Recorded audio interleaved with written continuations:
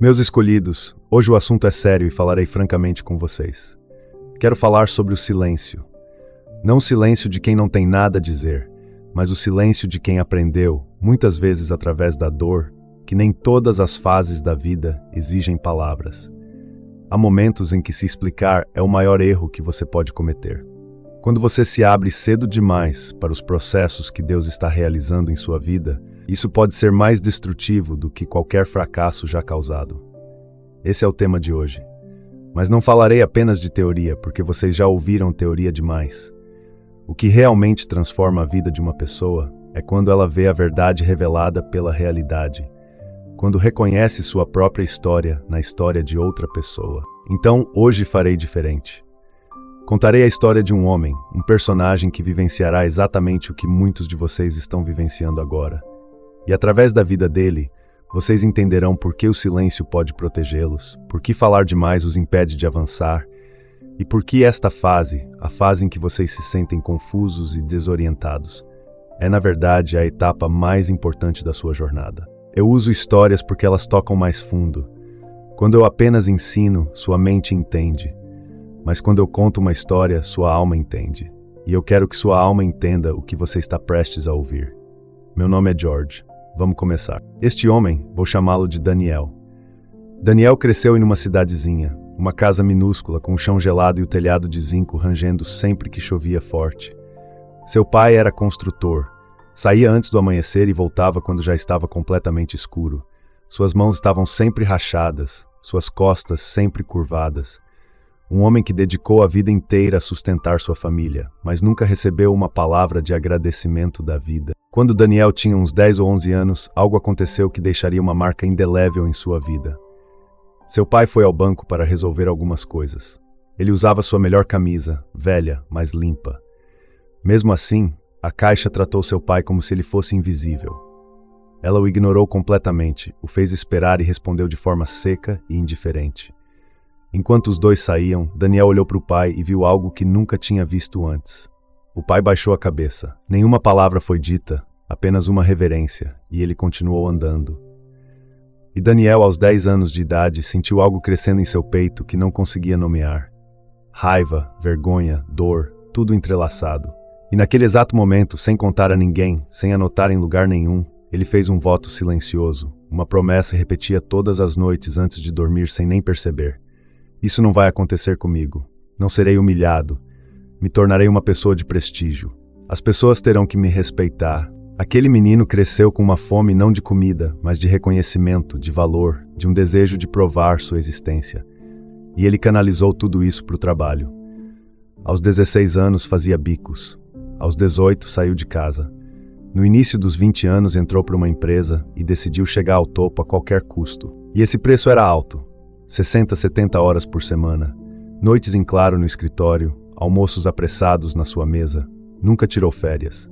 Achava que férias eram para quem não queria crescer. Perdeu os primeiros passos do filho, as apresentações escolares, até mesmo o aniversário de casamento. A esposa preparava o jantar, esperava por ele, mas ele chegava tarde demais. A comida esfriava e ele nem percebia, pois para ele aquela ausência era o preço a pagar por construir algo. Aos 32 anos, era coordenador. Aos 38, gerente. Aos 42, diretor. Seu próprio escritório. Seu nome na porta. Aqueles que antes o ignoravam agora diziam, "Bom dia, senhor." O rapaz da cidadezinha, filho de um construtor, tinha vencido. E sabe o que ele sentia? Ele não conseguia expressar em palavras. Se alguém perguntasse, "Daniel, você está bem?" Ele respondia, "Bem." Porque aparentemente tudo parecia perfeito. Salário em dia, as pessoas o cumprimentavam, um currículo impressionante. Mas ele chegava em casa, sentava no sofá e ficava olhando para o nada. Sem vontade de comemorar, sem vontade de ligar para ninguém. Ele não conseguia explicar por que todas as suas conquistas não lhe traziam a sensação que ele havia imaginado. Era como se ele tivesse passado a vida inteira montando um quebra-cabeça. E quando finalmente encaixou a última peça, percebeu que o quebra-cabeça não era a sua própria vida. Para aqueles escolhidos por Deus, faço uma pausa aqui para perguntar: quantos de vocês entendem esse sentimento? Você acorda cedo, trabalha duro, faz tudo o que lhe mandam fazer, e mesmo assim, quando sua cabeça toca o travesseiro à noite, algo não te deixa em paz. Você não consegue explicar o que é. Você simplesmente sabe que está lá. Se isso tocar seu coração, continue ouvindo. Porque o que acontece a seguir na vida de Daniel, você precisa saber antes que aconteça na sua. O casamento de Daniel desmoronou primeiro, não em um dia, mas lentamente, como uma parede que se racha por dentro antes de desabar por fora. Sua esposa disse algo que ele jamais esquecerá. Ela disse: Daniel, eu não preciso do seu dinheiro, eu preciso de você, preciso que você olhe para mim, me ouça, esteja comigo. Mas ele não entendeu. Ele pensou: mas eu ainda estou aqui, eu pago as contas, eu mantenho esta casa de pé. Ele confundiu prover com estar presente. E essa confusão lhe custou caro. Custou-lhe o casamento. Custou-lhe o relacionamento. Ele pagou o preço. Ó escolhidos de Deus, prestem atenção nisso. Apoiar alguém e estar verdadeiramente presente para essa pessoa não são a mesma coisa. Nem de longe. Daniel estava em última análise sozinho. E quando a solidão se instalou, trouxe consigo a necessidade de falar, de explicar, de se justificar. Ele queria que as pessoas entendessem o seu lado. Ele queria contar a sua própria versão da história. Ele queria que as pessoas soubessem que ele não era o vilão daquela história. E foi aí que ele cometeu seu maior erro. Ele falou demais. Confiou nas pessoas erradas. Explicou suas decisões a pessoas que não tinham o direito de ouvi-las. Abriu-se sobre coisas difíceis, dolorosas, inacabadas. E cada palavra que ele deixou escapar impulsivamente voltou para causar problemas, boatos, distorções, contratempos. Meus escolhidos, preciso que vocês entendam uma coisa. Há fases na vida em que o maior erro não está nas ações, mas nas palavras. Nem tudo o que acontece na sua vida precisa ser discutido. Nem todas as suas emoções precisam ser compartilhadas. Há processos que só se completam quando mantidos em silêncio. A Bíblia deixa isso muito claro. Provérbios 21:23 diz: quem guarda a sua língua, guarda a sua alma das angústias. Isso não é um conselho motivacional. É uma instrução direta. Guardar a boca é guardar a alma. Daniel não sabia disso. Ele fez o contrário. Ele abriu a boca em desespero e entregou sua alma ao tormento. E Provérbios 17:28 diz algo quase desafiador. Até o tolo, quando se cala, é reputado por sábio. Pense no peso desse ditado. O silêncio tem tanto poder que até mesmo alguém sem sabedoria parece sábio quando aprende a se calar. Imagine o que o silêncio faria na vida de alguém com verdadeiro discernimento. Daniel pensou que falar aliviaria seu fardo, que desabafar resolveria seus problemas. Mas alívio temporário não é progresso. Na maioria das vezes, falar apenas transfere o fardo para outro lugar sem resolver nada. E Tiago 1,19 confirma isso de uma maneira que parece ter sido escrita especificamente para Daniel, e talvez para você também. Cada um seja pronto para ouvir, tardio para falar e tardio para se irar. Pronto para ouvir, tardio para falar. Daniel era o oposto, lento para ouvir e pronto para se justificar. E ele pagou o preço. Aqueles ao seu redor começaram a usar suas palavras contra ele. Colegas, velhos amigos, até parentes. Tudo o que ele dizia impulsivamente, com dor, com emoção, se transformava em uma arma. E Daniel percebeu, da maneira mais dolorosa possível, que palavras ditas em momento inoportuno expõem coisas que não estão prontas para serem vistas. Quando Daniel tinha 44 anos, a empresa para a qual trabalhava passou por uma reestruturação. Houve cortes de pessoal. E ele foi um dos demitidos, abruptamente. Sem aviso prévio, sem sinal de cima. Uma reunião na manhã de terça-feira e um obrigado por suas contribuições. Mas Daniel não tinha mais nada além daquele cargo. Seu casamento havia acabado há muito tempo. Amigos, pessoas que ele um dia considerou amigas, desapareceram no momento em que ele deixou de ser útil. Seus filhos estavam distantes. E agora seu emprego, a última coisa que dava sentido à sua vida, também havia desaparecido. Ele estava em um apartamento alugado, sozinho, sem nada para fazer às 7 da manhã de uma quarta-feira. Pela primeira vez em décadas, ninguém precisava dele em lugar nenhum. Ninguém estava esperando por sua chegada. Nenhum e-mail urgente, nenhuma reunião, nada. E ele não sabia o que fazer com o silêncio. Um estudo da Universidade da Virgínia revelou algo instigante. Os pesquisadores colocaram os participantes sozinhos em uma sala vazia, sem telefones, sem distrações, apenas 15 minutos, só eles e o silêncio. Deram-lhes até a opção de se auto-aplicarem um leve choque elétrico durante esse tempo. E adivinhem, a maioria escolheu o choque. Preferiam suportar a dor física a ficar em silêncio consigo mesmos por 15 minutos. Daniel viveu isso. Nos primeiros dias, tentou preencher o vazio de todas as maneiras possíveis. Ligava a TV só para ter barulho, mandava mensagens para pessoas que nem se importavam com ele. Rolava a tela do celular até os olhos arderem. Qualquer coisa para evitar o silêncio, porque o silêncio forçava a confrontar a si mesmo, e ele não tinha certeza se gostaria do que descobriria. Mas o silêncio não foi embora. Permaneceu dia após dia, e lentamente, sem pressa, sem nenhum evento dramático, Daniel começou a ouvir coisas que o barulho da vida antes abafava. Percebeu que, se fosse honesto consigo mesmo, nunca havia buscado de verdade dinheiro, títulos ou respeito. Buscava apenas uma coisa, a sensação de ser valioso, que o filho de um construtor merecia um lugar à mesa, que ele era suficiente. Ele havia acumulado 30 anos de conquistas, pensando que uma delas, em algum momento, finalmente lhe traria essa sensação. Mas nenhuma delas trouxe, porque o que ele procurava não estava em lugar nenhum para onde ele tivesse corrido. O Salmo 46:10 diz: Aquietai-vos e sabei que eu sou Deus. Aquietar-se não para correr mais rápido, não para conquistar mais. Aquietar-se. Era como se Deus estivesse dizendo: até que você pare, não verá o que eu coloquei dentro de você. Daniel teve que perder tudo para finalmente parar. E quando parou, percebeu que o que ele havia buscado por toda a vida, valor, pertencimento, dignidade, nunca dependeu de um cargo, um salário ou de alguém lhe dizendo: sim, você é bom o suficiente. Dependia de uma decisão interior. Uma decisão que ele pode ter tomado aos 25 anos, mas que só tomou de fato aos 44, sentado em seu apartamento vazio, tendo apenas o silêncio e a si mesmo como companhia. Daniel não leu um livro de autoajuda e acordou diferente no dia seguinte. Nem teve uma revelação em um sonho. Foi mais simples, mas também mais difícil. Ele simplesmente parou de falar. Parou de ligar para as pessoas para se justificar. Parou de responder a provocações. Parou de se explicar para pessoas que nunca haviam perguntado de verdade. No início foi desconfortável.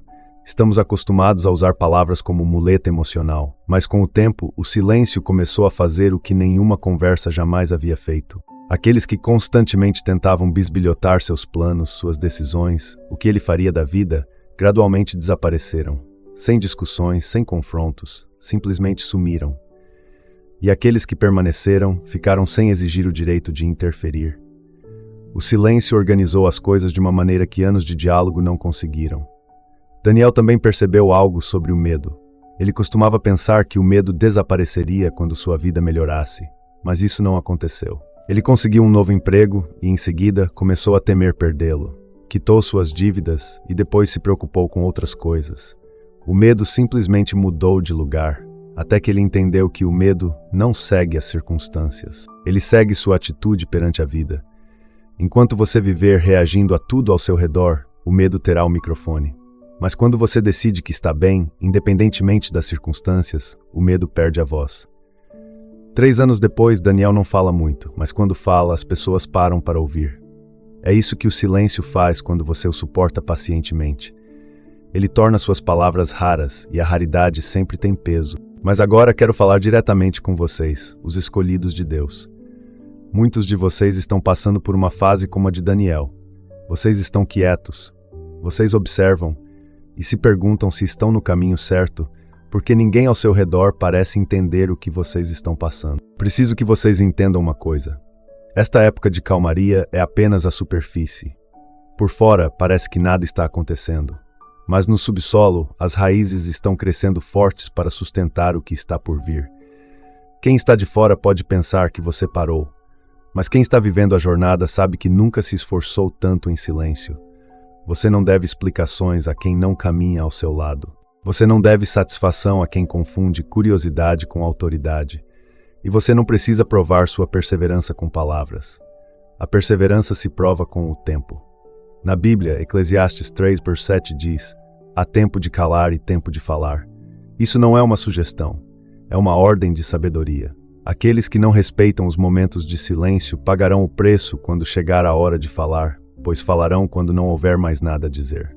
Aqueles que entendem isso deixarão de desperdiçar energia se defendendo e, em vez disso, investirão essa energia no que realmente importa.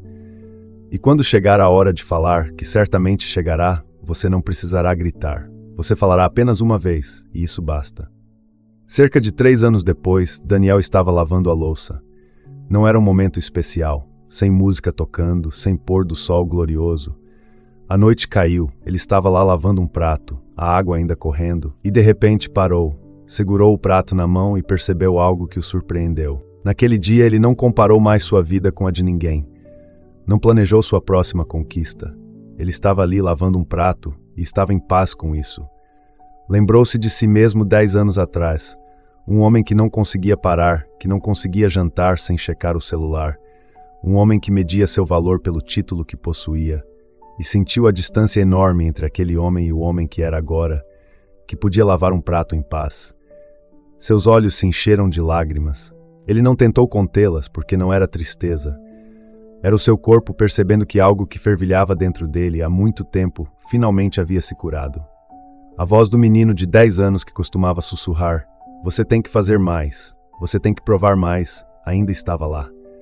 Mas agora era apenas um sussurro distante, e Daniel não obedecia mais a ele. O silêncio não destruiu Daniel. Reconstruiu-o, tijolo por tijolo, sem plateia, sem aplausos, sem testemunhas.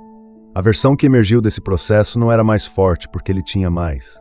Ele era mais forte porque aprendeu a precisar de menos. Agora preciso falar diretamente com você. Esta história não é sobre Daniel. Esta história é sobre você. Você que está perseguindo algo, pensando que só quando o alcançar estará verdadeiramente bem. Você que está dando explicações demais para pessoas que não merecem se intrometer na sua vida privada. Você que está falando quando deveria estar em silêncio. Você que está tentando provar ao mundo que é valioso o suficiente, quando você já é e sempre foi. Se você está passando por uma fase em que tudo dentro de você parece caótico, o mundo exterior permanece quase inalterado, mas no fundo algo está se reorganizando. Não tenha medo. Esse silêncio não é abandono, é preparação. É o terreno sendo nivelado antes do início da construção. Sei que há pessoas ouvindo isso e em situações semelhantes. Você sente que precisa se explicar para todos, que se não falar, vão te entender mal, que se não se posicionar, vão te achar fraco. Mas pense comigo, quantas vezes você se explicou só para outra pessoa entender ainda menos? Quantas vezes você se abriu sobre algo muito íntimo, muito sensível, ainda doloroso, só para as pessoas usarem isso contra você, ou simplesmente não se importarem? Nem todo mundo merece saber o que você está passando, e nem toda fase da sua vida precisa de um narrador. Algumas coisas funcionam nas sombras. Sementes germinam debaixo da terra, não em um palco. Você pode se sentir preso, mas o silêncio não significa estar preso. Você está processando, reorganizando, tomando decisões que ainda nem têm nome. E está perfeitamente normal se você ainda não tem a resposta para a pergunta: então, o que você está fazendo da sua vida agora? Você não deve satisfações a ninguém. O que está amadurecendo dentro de você emergirá quando estiver pronto. E quando emergir, não precisará de legenda. Não sei em que fase da vida você está, mas se você ouviu até aqui, é porque algo nesta história tocou em algo que você já sabe há muito tempo, mas nunca conseguiu expressar em palavras. Meu nome é George. Este canal foi criado justamente para isso, para dar nome ao que você está sentindo, para iluminar e guiar o que está te confundindo, e para te lembrar que você não está sozinho em sua jornada como um escolhido. Se você acredita que está trilhando o caminho que Deus traçou para você, inscreva-se, ative o sino de notificações e compartilhe este vídeo com alguém que está exausto de tentar se explicar para pessoas que não merecem ouvir a verdade. Às vezes apenas um vídeo pode mudar o que anos de conversa não conseguiram. E para aqueles que desejam se juntar a nós e apoiar esta fase do canal, o link para o nosso livro de orações, Os 40 Dias do Escolhido, está na descrição. Qualquer apoio que você der ajuda a manter esse trabalho em andamento. É simples assim. Agora quero ouvir vocês nos comentários. Sem pressa, sem floreios. Qual foi a maior consequência que você já enfrentou por falar na hora errada com a pessoa errada?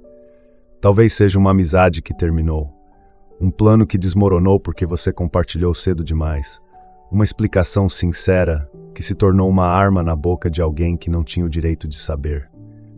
Escreva sobre isso, não para se expor, mas porque, ao colocar isso em palavras com calma, você reconhecerá o padrão recorrente em sua vida. E quem reconhece o padrão, para de repeti-lo. Eu li os comentários e sei que há muitas pessoas aqui passando silenciosamente pela mesma fase desafiadora. Você não está sozinho. Mantenha-se firme e siga em frente com a sabedoria e a discrição de um escolhido.